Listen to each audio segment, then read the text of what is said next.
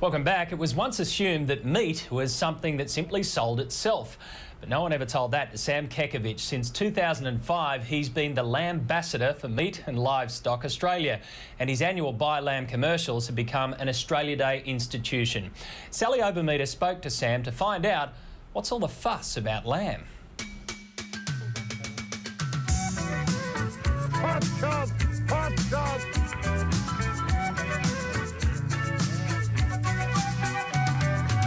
We've decided to send a message on a global basis. And the message is simple. Lamb, lamb and more lamb. Australian Lambassador Sam Kekovich is taking his message to the world. We went to New York to address the United Nations.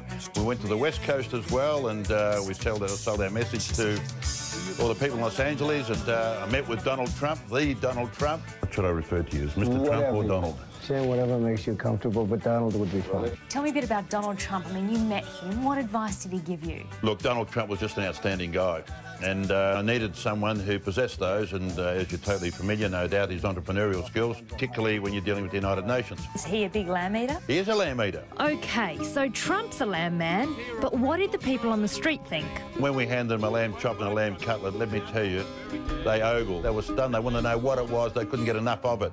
They loved it? They loved it. How's that? An empty plate. We're out of stock already. Great news for the lamb industry, which has seen a massive increase in sales since Sam kicked off their campaign in 2005. Back then, Australians spent $1.7 billion on lamb. In 2009, we spent $2.2 billion. Now, on the eve of Australia Day, Sam's Lamb Crusade continues.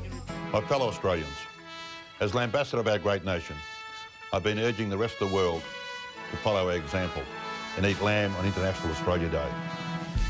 However, we cannot rest on our laurels. There are so many examples still of un-Australian behaviour.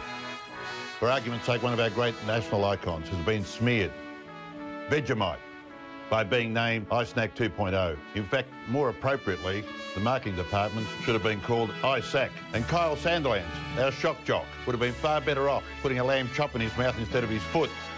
He might have found that he wouldn't have been punted as often. And speaking of the punter, Ricky Ponting, who was devouring Swiss vitamin tablets on the recent Ashes tour. Perhaps if he had have devoured a nutritious lamb cutlet, we might still be holding on to the Ashes. And talking about the Poms, what about Prince William? Royalty came to our shores, and even though he's not staying here for Australia Day, he did have the good sense to devour some juicy lamb chops. What's your message for Aussies? You want them to have a lamb barbie? On Australia Day, do exactly what I do.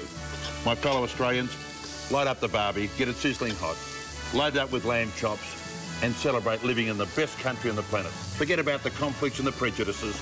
Come together as one. In fact, it's not a bad mix. It's got a good feel about it. And have a lamb chop. Yum. The old barbie, look at this. We love it.